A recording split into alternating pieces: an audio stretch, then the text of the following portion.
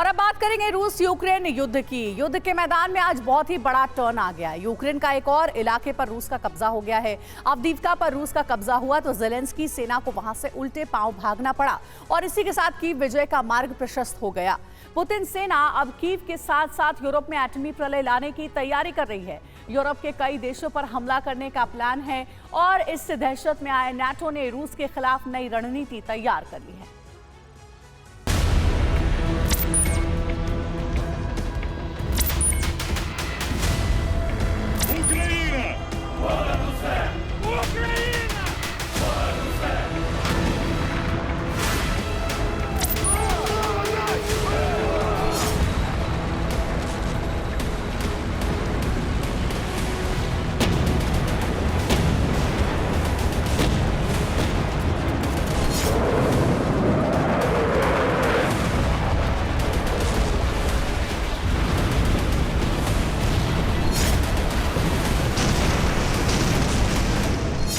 जिस बात का डर था युद्ध के मैदान में वही हो गया है।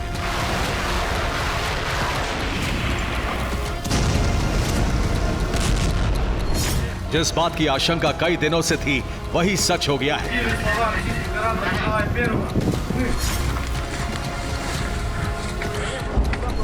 यूक्रेन हार के द्वार पर पहुंच गया है।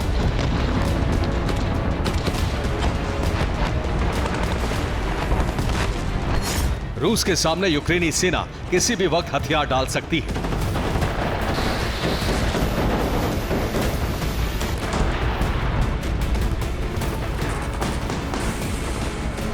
यूक्रेन की पराजय का प्रमाण अवदीव्का से आ गया है।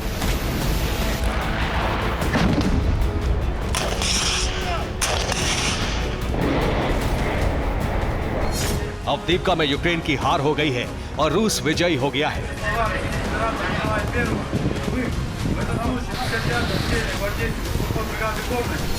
अवदीव्का का भी हश्र वही हुआ जो बाखमत का हुआ था।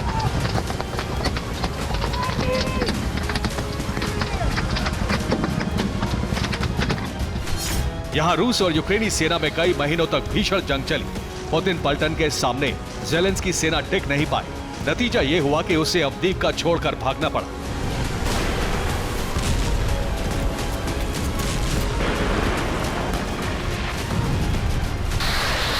अवदीव्का में मिली शिकस्त के बाद कीव से लेकर वॉशिंगटन तक दहशत है। यूक्रेन के नए सेनाध्यक्ष ने अवदीव्का में मौजूद अपनी बची कुची सेना को भी वापस बुला लिया है।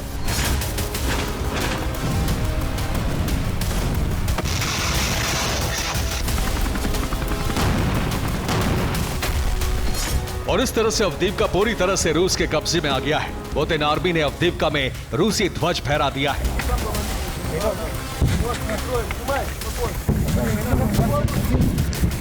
10 महीने के अंदर रूसी सेना को यूक्रेन में दूसरी बड़ी कामयाबी मिल गई है।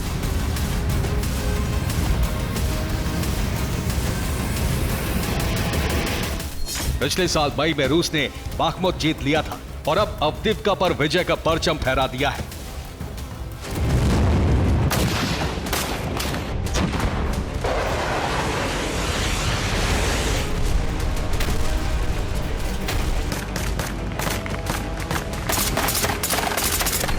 अवदीव्का में रूस और यूक्रेन के बीच कुछ इस तरह से सबसे बड़ी और सबसे भीषण लड़ाई लड़ी गई।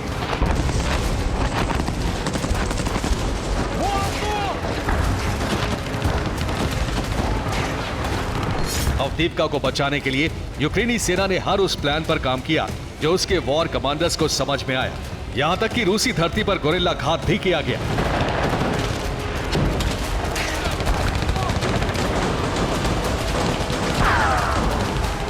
रूस के युद्धपोत को भी डुबाया गया।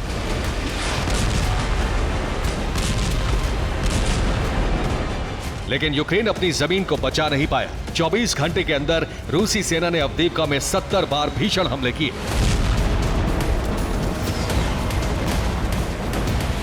इन हमलों में यूक्रेनी सेना के पैर उखड़ गए और इस तरह पुतिन सेना का ऑपरेशन अवदीव्का पूरी तरह से कंप्लीट हो गया।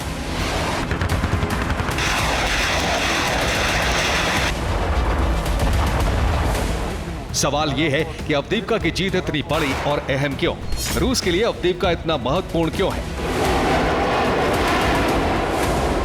अवदीप्का को जीतने के बाद रूसी सेना का अगला कदम क्या होगा? इस सवाल का जवाब है कि आने वाले वक्त में रूसी सेना न सिर्फ पूर्वी यूक्रेन पर कब्जा कायम कर लेगी, बल्कि उसके लिए कीव जीतना भी आसान हो जाएगा।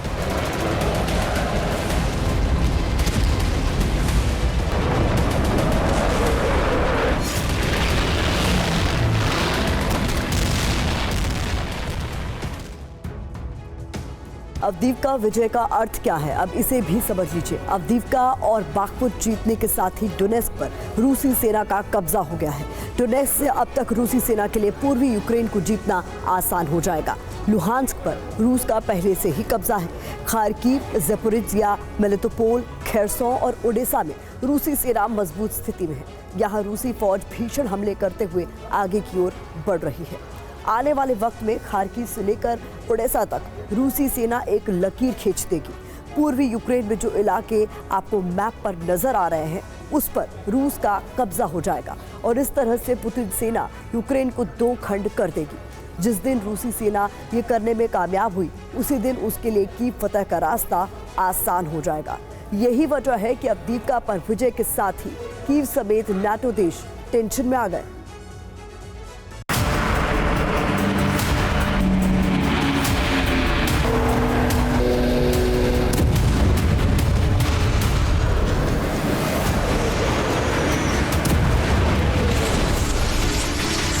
अवदीप्का विजय के साथ ही यूरोप और नेटो पर अब तक का सबसे बड़ा खतरा मंडराने लगा है।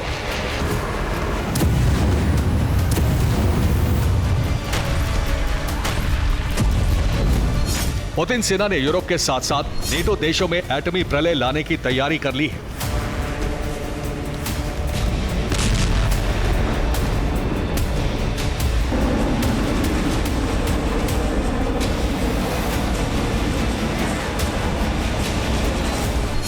रूस के परमाणु प्लान से अमेरिका और नेटो दहशत में आ गए हैं।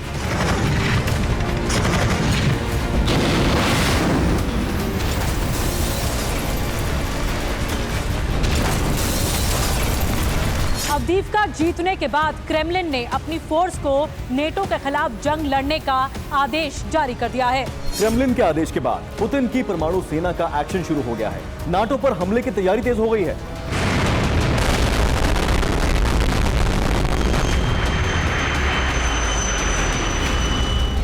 रूस ने अपने सभी एयरफील्ड्स को न सिर्फ एक्टिवेट कर दिया है, बल्कि सभी बेस पर नेटो के खिलाफ हमले का अभ्यास कर रहा है।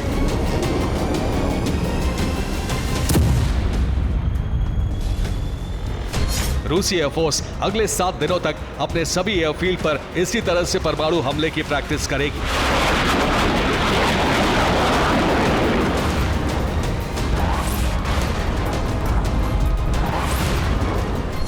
इतना ही नहीं, रूसी नेवी ने नेटो की परमाणु सबमरीन को खोजकर तबाह करने के लिए उत्तरी सागर में Tu-142 एयरक्राफ्ट तैनात कर दिया है।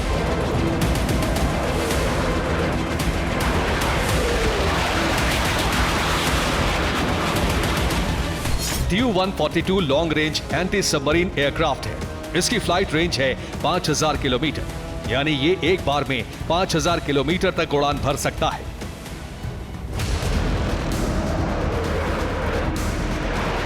यही वजह है कि Tu-142 को रूसी नौसेना का सबसे घातक एयरक्राफ्ट कहा जाता है।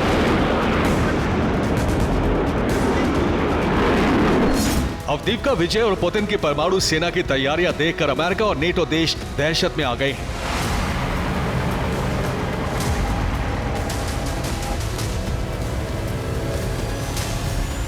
पुतिन के परमाणु प्रलय को रोकने के लिए उन्होंने भी जंग और बचाव की तैयारी शुरू कर दी है।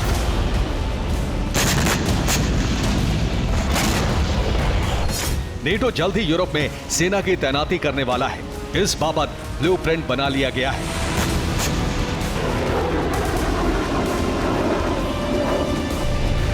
ब्रिटेन यूरोप में न्यूक्लियर बेस बनाने जा रहा है। रूस की सीमा से सटे यूरोपीय देशों में नेटो ने 1000 बंकर भी बनाने का फैसला किया है।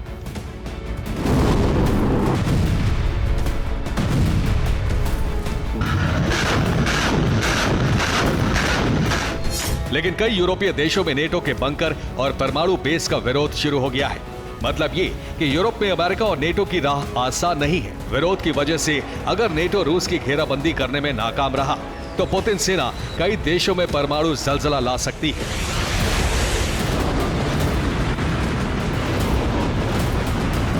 Bureau report, TV9, Bharatvarsh.